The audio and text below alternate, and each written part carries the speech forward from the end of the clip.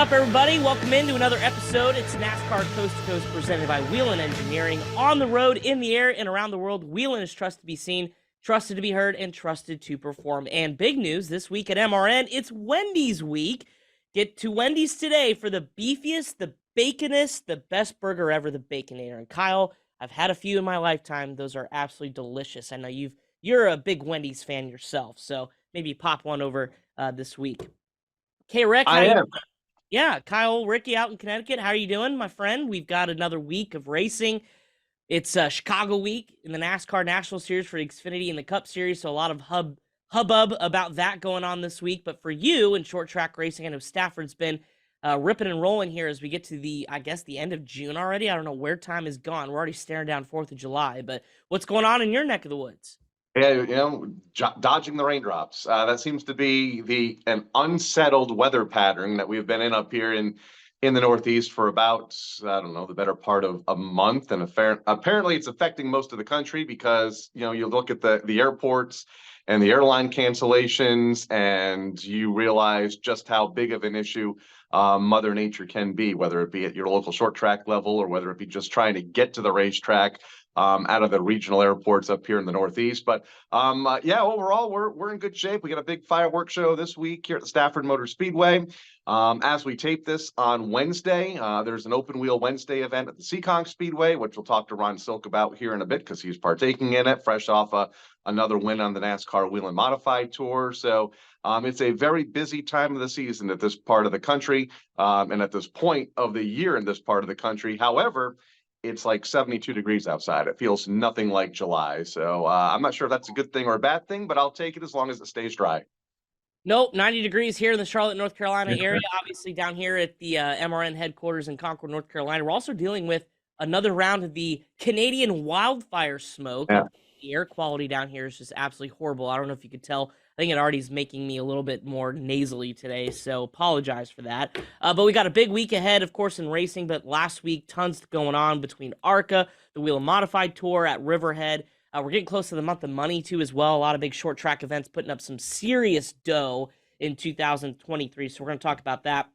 And then Ron Silk joins us, points leader and most recent winner out at Riverhead for the NASCAR Whelen Modified Tour. We're going to talk to Ronnie just about his season and, of course, the big win at Riverhead. It's been a long time coming. 24 starts for him. Finally got a big win out at Riverhead. So, Kyle, let's kick things off with ARCA at Elko. They've just been hot on it here the last couple weeks. Just back-to-back short track racing at Elko. And Jesse Love does it again. 4th win in 5 races, leading some 230-some laps of the 250-lap event. Basically had to get around William Sawalich, your pole sitter, off the drop of the green flag, and then it was bye-bye Jesse. It was bye-bye Jesse for the most part. There was a time halfway through the event, about lap 120, 125 before the midway break, that William made a run for the lead. He took the lead for about 200 yards or so until Jesse got back by him with the crossover. It was entertaining. The whole race entertaining, shortest track of the year for the ARCA Menard Series. We saw the rivalry, I guess, continue between Sean Hingorani and William Sawalich. Started last week, continued this week. We had William on the show a week ago. He was a little concerned about some potential retaliation, which occurred on a restart late in the race, but really didn't slow him down much. He battled back to finish in the 2nd spot to Jesse Love. Yeah, I mean, it's interesting. He said post-race, too, he feels like it's a 2-against-1 between the two Venturini frontrunners of Jesse and Sean. And it was interesting that it was Sean the one who took him out because obviously we know what happened at Berlin when Jesse was basically going to win that race and got moved up the hill by William Sawalich. So interesting that Sean's now kind of entered the chat room of this kind of 3-way rivalry, but it's 2 Venturini cars against 1 JGR Toyota. So we'll keep an eye on it, Kyle, but I kind of like it. A little rivalry mid-season here for the ARCA Menard Series. I like it. Right in the middle of the short track swing for the ARCA Menard Series. Started as you mentioned, at Berlin, continued this past weekend. And really no harm, no foul as they all finished, 1, 2, 3, fighting for the win when all was said and done. Yeah, absolutely. So Frankie Muniz, big story there, huge wreck, got out okay, and luckily he was okay, but a big impact to the outside retaining wall, finished 16th.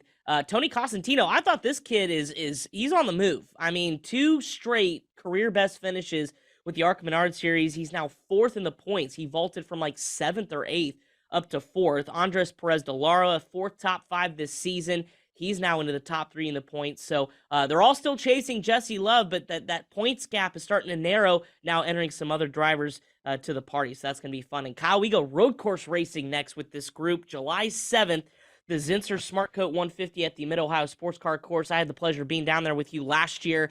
Hopefully the rain doesn't, well, actually, I don't know. Maybe if the rain comes, it'd be kind of a good thing. We saw a lot of drama there last year. Yeah, it added a whole different element to that race a year ago. I believe it started in the wet. The sun came out within, doesn't take long to dry. Once the sun came out, within what, 5, 6, 7 laps, teams were debating on whether they should come in and put slicks on. And then within 8 to 10 laps, the track was totally dry. It was ever changing every time around, and it made for a very interesting race. But yeah, it was fun to see that event start in the wet a year ago. Yeah, and we even saw the rule that not many of us knew about going into the event. You cannot change slick to slicks when you come down pit road for the ARCA Menard Series, and we saw a couple Rev Racing drivers get busted. So I think a lot of teams kind of know that you can't get away with that should we have a similar situation. So you can only go wet to slick or slick to wet, but not to the same tires. So a lot of drama there last year. Of course, Mid-Ohio is going to put on a great show coming up July the 7th. All right, more grassroots action. Connor Hall, a name that we've talked about several times on NASCAR Coast to Coast here this year. Undefeated at Langley, Kyle. Some of these incredible numbers. 9 races. He has 8 NASCAR Weekly Series wins, 1 Cars Tour win. I mean, obviously going for the championship there, but solidifying himself as probably one of the longest streaks of winners at a racetrack here this year. Yeah, they got something figured out there at the Langley Speedway right now, and they're good fields. I mean, those late model fields are 16, 18, 20 cars deep. And he held off one of the best last week in Greg Edwards to pick up the win. So, yeah, when you hit on something,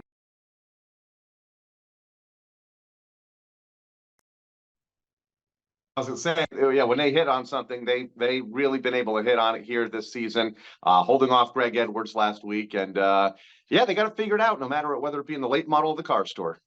Some drama at Bowman Gray this weekend. Looked like Burt Myers had himself another win. I think it would be his 34th of his career. All beef or not, had the wrong tires on the car, and he got called out for it. Burt was not happy about it. Felt like he got singled out. DQ'd. That means Tim Brown got his 98th career record-setting. Again, continues to rise the more he wins at Bowman Gray. His second win of the season.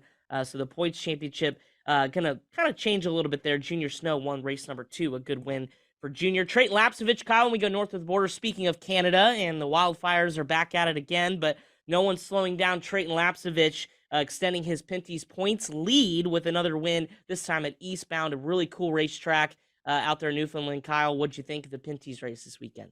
Yeah, now a 23-point lead over Kevin Lacroix for Trayton Lapsovich, who has has it figured out, has all the positive momentum in the world. Pretty good race there at the end. Had a 4-lap shootout to the checkered flag, had to hold off Alex Labay en route to the win, which he did with ease because Alex, in turn, had to hold off Marc-Antoine Cameron for the second spot. They got racing side by side and allowed Trayton to pull away to pick up win number 3 on the season.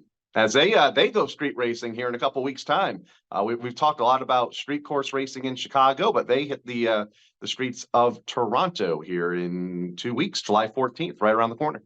Yeah, and one of those drivers, Alex Labay, will be in the Chicago street race for the NASCAR Xfinity Series too. So a driver with a lot of experience maybe could put on a show in the streets of Chicago. Boy, I'm so excited for that. I mean, there's just a lot of, 1, unknowns about that racetrack, but 2, just the event itself is going to be huge, so it'll be cool to see that. All right, before we get to our guest, let's talk about his win. Ron Silk picking up a second win of the season. The Miller Lite salutes Mike and Wenatsko 200 at Riverhead. Second visit there, Kyle. Do you feel like that helped Ron after we already have one trip there, right? You get a notebook built for this year to go into race number 2 of the year and go pick up the win. Yeah, it could have helped him. But Justin Bonsignor was there earlier in the year, Doug Kobe, all the big names, and he had to fend off for a majority of the second half of that race. Justin Bonsignor, who never really got any further back than a car length or 2 from Ron, maybe in some lap traffic late in the run, separated by 3 or 4 car lengths. But for the most part, Justin stayed within striking distance, but Ron ran a perfect race. And you have to do that when you have one of the best hot on your hip for the entire event in Justin Bonsignor. And good to see Ron claim that win, like you mentioned earlier in the show, finally getting that first Riverhead win and having to fend off one of the best in track history, especially when it comes to the modified tour to do so. Yeah, and I thought a relatively clean race, some late race Was. cautions there at the end, but for a track like Riverhead, we expect Wall and Riverhead just to be an absolute just contact, beating and banging, caution-filled races. But so far, these short tracks we've been to on the schedule, relatively clean. I think that just kind of shows the level of talent continues to rise in the modified tour. And I think the field sizes helped that as well. There was a time where, modified tour was starting 28, 30 cars on these short tracks, and that's hard to do. The field has kind of been trimmed a little bit, 23, 24 cars, and I think that's perfect for a place like Monadnock, who had a caution-free race there a couple of years ago. A place like Riverhead, the last couple, two of the last three races have been run there. Wall could be interesting. I feel like Wall, I don't know what it is about the high banks of Wall Stadium, but that's the next race on the tour. And I feel like in the 3 visits the tour has had there over the years, something weird has happened. They've had big pileups. I'm not quite sure what it is about the configuration of that speedway, but that could be fun to watch here. No matter the field size, here in a couple of weeks, we can talk to Ron about Wall here coming up. Yeah, I'm sure he's got a lot to say. And speaking of Ron, he is on the other side of the break on the phone. So let's get to it. On the flip side, we talked to Ronnie Silk, again, points leader in the NASCAR Wheel and Modified Tour, win number 2 this season at Riverhead. We'll talk to him coming up next on NASCAR Coast to Coast.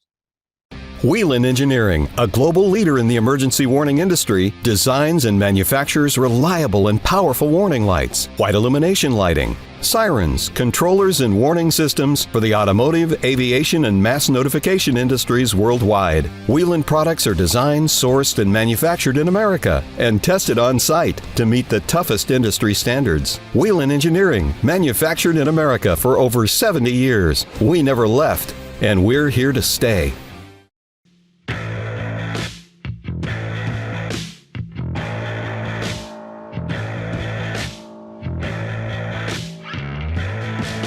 Welcome back into NASCAR Coast to Coast, presented by Whelen Engineering. As promised, joining us over the phone, it is NASCAR Wheel and Modified Tour points leader and most recent winner at Riverhead, Mr. Ron Silk, driver of car number 16. Ron, congratulations on the win over the weekend. I know it's been a long time coming. 24-some starts there at Riverhead. You finally got the monkey off your back. Walk me through the emotions of taking the checkered flag over the weekend there at Riverhead. Yeah, well, thanks for having me on. It was definitely great to finally get a win there. It's a tricky little place, really small track. Just really happy, for me and all my guys to win there. It's cool for us. A small little track where you had to fend off Justin Bonsignor over the second half or most of that race in lap traffic. How difficult is it to manage all that behind the seat or behind the wheel in the seat? Yeah, it's difficult. I mean, he's won a lot of races there. It's his home track, so it felt good to beat him there. I really thought that we had a chance to beat him there last time, and I kind of had a bad restart towards the end of the race, which cost us the race. So it was definitely different this time. We raced the top instead of the bottom, but that kind of was good for lap traffic. Most of them all got out of the way down to the bottom, and we could keep running our line around the top. So just a tricky place. Sometimes you go there and run the bottom, and then other times you go and run the top.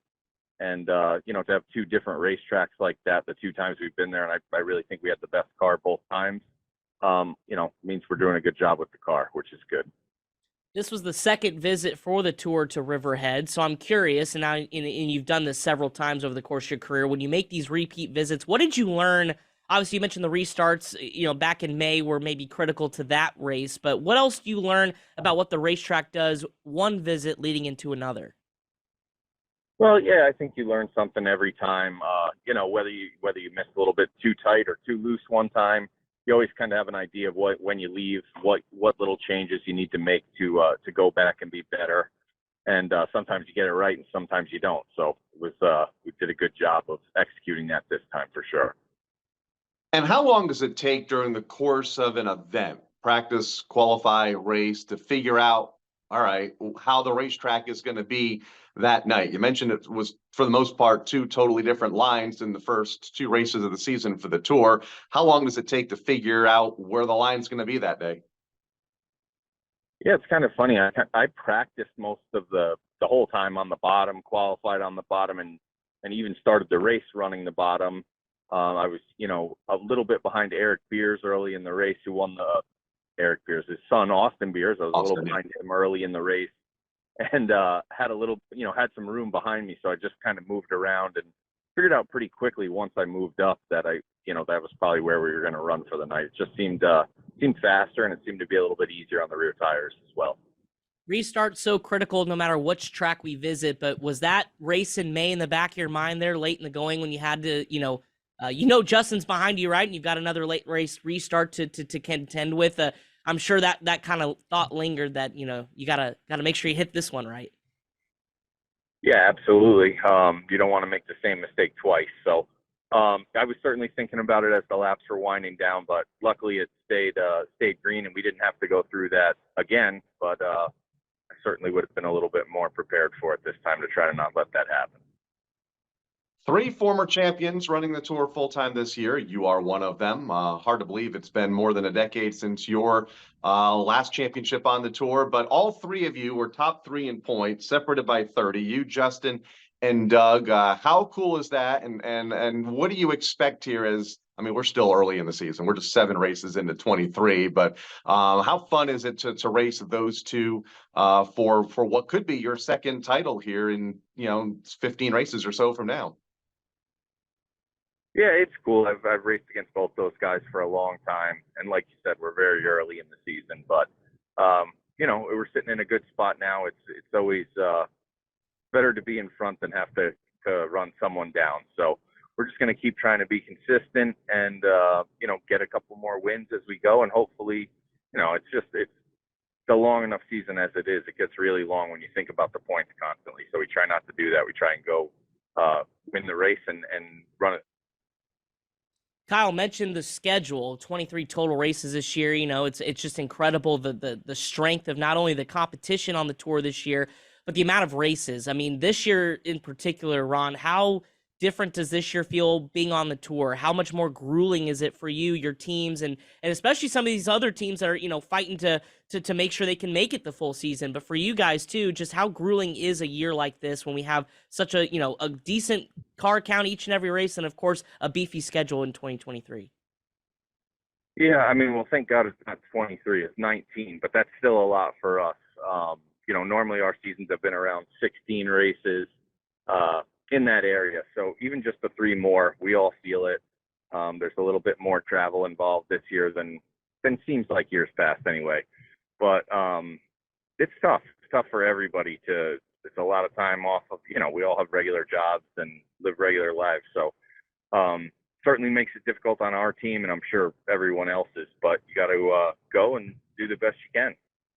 Yeah, 19 total races might feel like 23, though, with all the other racing that a lot of you drivers do up here in New England. I know there's an open wheel Wednesday event tonight at the Seekonk Speedway that many of the Tour regulars, I believe yourself included, will be at.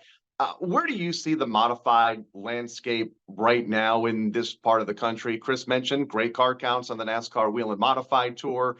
You have weekly tracks hosting open modified tour type events. You have other series that have 12, or I guess 7 to 12 events a year around New England. How do you see the modified landscape now here in this region?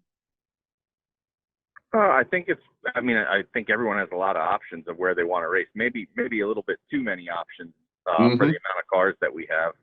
But I would say, it wasn't that long ago, if you wanted to race Tour type modified, you had to run the Wheel and Modified Tour, which doesn't fit into everyone's budget. So I think, I think these open races are doing a good job, getting better and better. And, the Tour is still plugging along like always. So it's pretty healthy, I would say. You mentioned the tight points battle. Well, the next on the schedule, another short track at Wall with the Jersey Shore 150. What are the expectations going to that facility? How confident are you and your team? Obviously, momentum is a huge thing for any race car driver. So when you come off a win, that's got to feel really good going to a place like Wall, where you can kind of transition that short track vibe to that racetrack. Yeah, we're looking forward to it. We ran well there last year. We won the pole and led quite a bit of the race and faded a little bit at the end. So try and take some of what we learned last year and improve on that and not fall off at the end, and try and put ourselves in position to at least have a chance to win and compete with those guys. Final question for you. Want to touch on New Hampshire coming up in a couple of weeks. For a long time, it was kind of known as a wild card with the draft, and often, you get some of those big incidents that we have seen at the bigger racetracks or the modifieds. I don't feel like that's been the case this year. How do you see your event going into New Hampshire here in a couple of weeks' time on the mile racetrack? I always look forward to going Loudon. Over the years, it's been a really good track for me. I've won there 3 times, I think. But, yeah, I don't see it as being a wild card. I think you still draft and everything, but it's not quite as intense as it used to be years ago, 10, 15 years ago.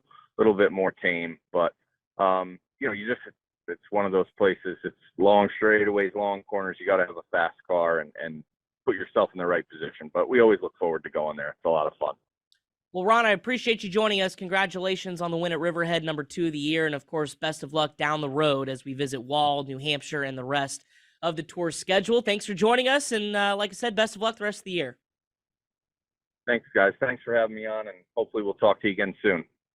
That's Ron Silk, big winner at Riverhead Raceway for his 2nd win on the tour schedule this year and the 1st in his career. We'll talk about some news and notes and the schedule ahead as we get close to the 4th of July weekend. Coming up here on NASCAR Coast to Coast, presented by Whelen Engineering.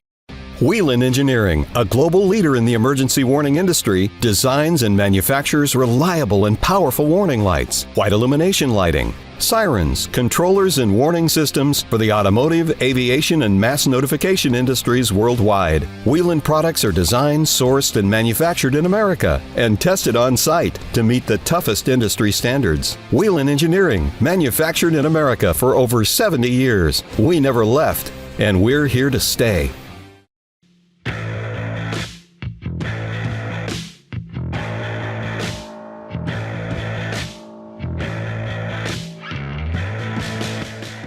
Back in the NASCAR Coast to Coast, presented by Whelen Engineering. Just wrapped up conversation with Ron Silk. Kyle, good points battle. You mentioned it in that interview. There's 3 champions all within striking distance of each other, 7 races into this 19-race season. I feel like there's not going to be a lot of separation, especially with some of the tracks coming up on the schedule, good for all 3 of these drivers. So I feel like it's going to be a barn burner to the finish. Yeah, including Wall Stadium, New Hampshire, a couple of visits to the Thompson Speedway. So a lot still to come. Claremont's on the schedule once again this year. 30 points between the top 3. Ron Silk, Justin Bonsignor, and Doug Coby. I just think it's so cool that all of the champions that are running full-time on the schedule, dating back to 2011 when Ron Silk won his first championship and currently only championship. All we're missing, I guess, is Ryan Preece, who has a title in there as well. But he's been a little busy on Sundays this year. But it's going to be fun to watch and see how it plays out here over the course of the second half of their season. Yeah, absolutely. Looking forward to it. All right, some news and notes from this week in grassroots racing. First and foremost, Kyle Larson and Jeremy Mayfield tackling the Cars Tour for the first time in their careers this week. Of course, that is happening on Wednesday as we record this show. So for those of you watching on Thursday, you're probably going to know who wins. But how cool is that, especially for a guy like Kyle Larson? Of course, we talk about it each and every year about he can win in anything. He can get in a dirt late model and win, obviously, Truck Series and all the NASCAR stuff, sprint cars, midgets. But a pavement late model, didn't see this on my bingo card this year, but again, Kyle probably trying to show the world that he can still win in anything. So what do you think about Kyle? And then, of course, Jeremy Mayfield getting back behind the wheel as well.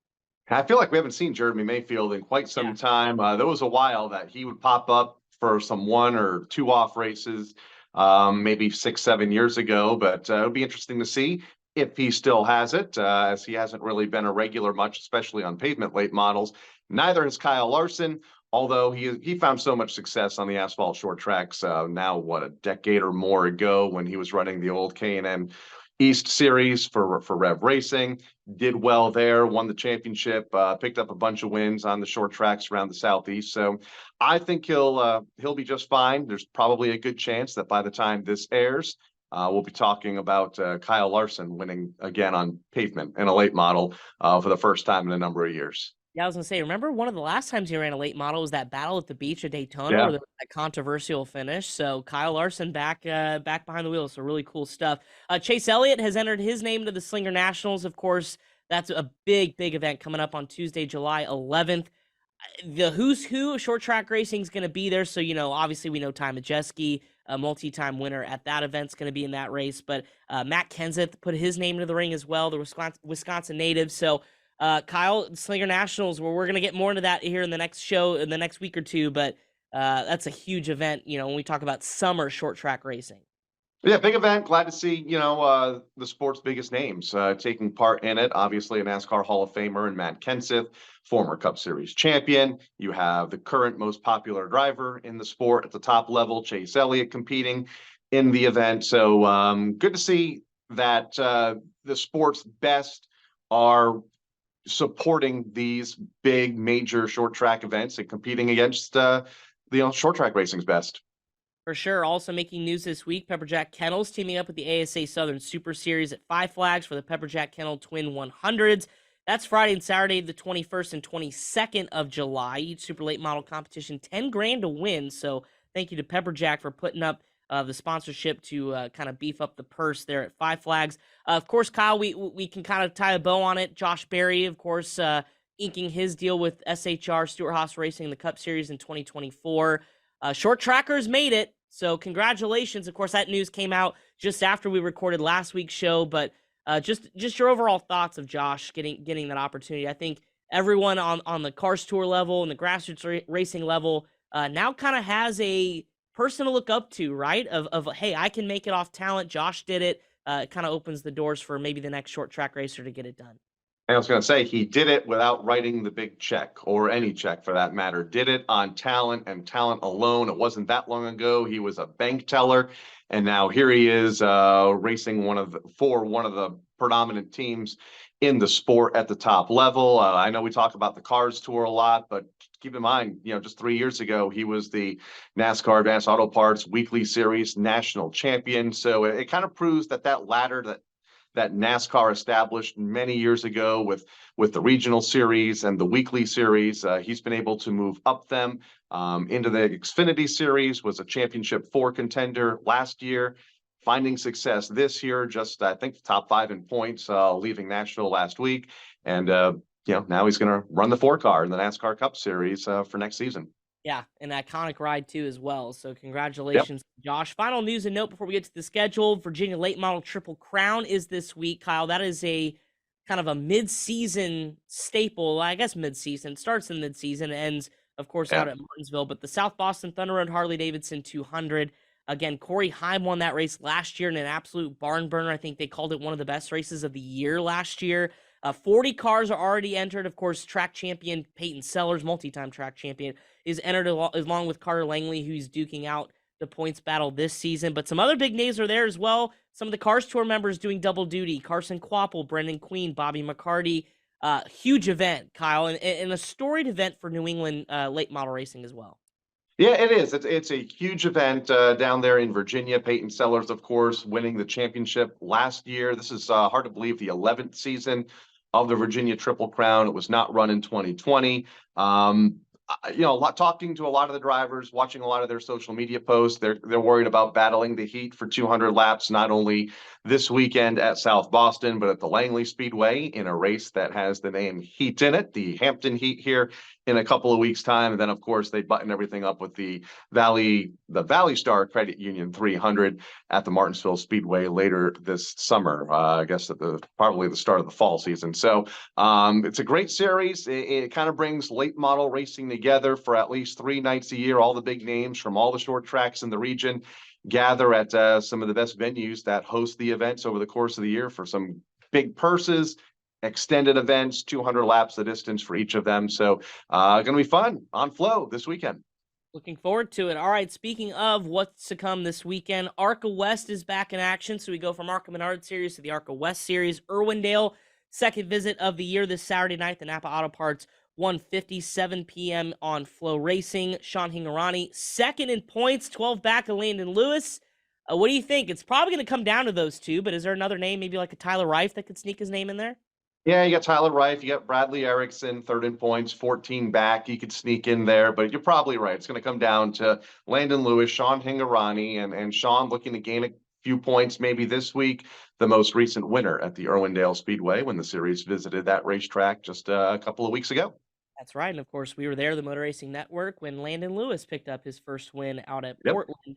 Moving on to some other races this weekend, CRASA Super Series at Nashville Fairgrounds Speedway with the North-South Super Late Model Challenge. Gio Ruggiero won last time out at Salem. Firecracker 100, Carson Hocevar, we saw him and heard him on the Motor Racing Network pick up the win at Nashville in the Truck Series over the weekend. He's entered at his home track at Birch Run in Michigan for the Firecracker 100. And then, of course, all the weekly racing that you can digest beginning Thursday at Thunder Road. Friday, Kyle, give us a little preview. The Firecracker 30 at Stafford Motor Speedway. Yeah, it's a special event for the street stocks. They will be joined by, of course, the SK Modifieds. Big race last week, Mike Christopher Jr. picking up the race win. Marcello Rafrano hitting the wall at a ton off of turn number 2, going up in a fireball.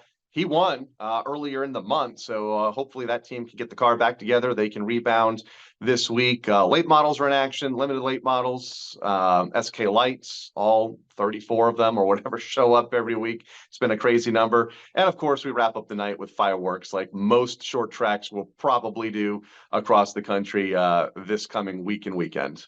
Yes, one of my favorite weekends in short track racing because you can guarantee to get a fireworks show. Right. I don't trust myself with fireworks at home, so I go to the racetrack to watch my fireworks, so I don't have to worry about doing them at the house, but good stuff. And of course, Saturday, we've got all your weekly racing from Jennerstown, Riverhead, Berlin. Smart Modifieds, by the way, are at Caraway this weekend. Alaska Raceway Park in action as well, and much, much more, including stuff on the dirt with USAC and the All-Star Circuit of Champions. All right, K-Rick. So I know you're going to be busy Friday. What else is on your, I guess, 4th of July weekend? Are you going to be tuning into Chicago, listening to us here on the Motor Racing Network? Yeah, we'll be tuned in both Saturday and Sunday. The Xfinity Series should be an interesting race. Granted, with the different levels of experience behind the wheel of those cars come Saturday afternoon. The Cup Field, I'm sure, will put on a great show on Sunday. A lot of unknowns. Will be interesting to see what Jenson Button can do. His second time back behind the wheel of a Cup car. Other than that, I'll be, let's see, we got some go-kart racing on Sunday before the Chicago race because it is a late start. I think 5:30 Eastern time. Yeah, you guys go green in Chicago, so we should be done by then. If we're not, there's a problem. Friday night, Stafford tonight, Seekonk Speedway with open wheel Wednesday in the Monaco Modified. So a lot happening. I love this time of the year here in New England. Kyle is not bored up in New England, that's for sure. Lots going on as well. And again, Kyle mentioned it, Chicago weekend. Again, NASCAR blazing a new trail, a new era of racing going to the streets of downtown Chicago. It all begins with the NASCAR Xfinity Series. The Loop 121, 4:30 p.m. Eastern, we go live on MRN on Saturday. Cup Race, 4:30 Eastern, we go live for an hour pre-race show, NASCAR Live on Sunday. Of course, we will be on the air on MRN and the affiliates, 1:30 p.m. Eastern on Saturday for Cup Series practice and qualifying. So that'll be our good opportunity to kind of ask the drivers. I'll be down there on pit road with Steve Post and say, okay, you know, you can't prep for this except for the sim. So what does it feel like in real life? So we'll get all those answers on Saturday afternoon. Kyle, enjoy your weekend. I'll miss you in Chicago, the Windy City. I'll have a slice of Giordano's pizza and maybe a Portillo's hot dog for you. Love it. Enjoy. I'll be listening. Will do. For everyone here involved with the show, Pat Jaggers, our producer, Kyle Rickey, my co-host, my name is Chris Wilner. Thanks for tuning in once again to NASCAR Coast to Coast, presented by Whelen Engineering, on the road, in the air, and around the world. Whelen is trusted to be seen, trusted to be heard, and trusted to perform. And don't forget, it is Wendy's Race Week here on MRN. Race to Wendy's today to get the beefiest, baconiest, biggest burger ever, the Baconator. That's a lot of bees, Kyle. I'm hungry. We'll go see you next time here on Coast to Coast.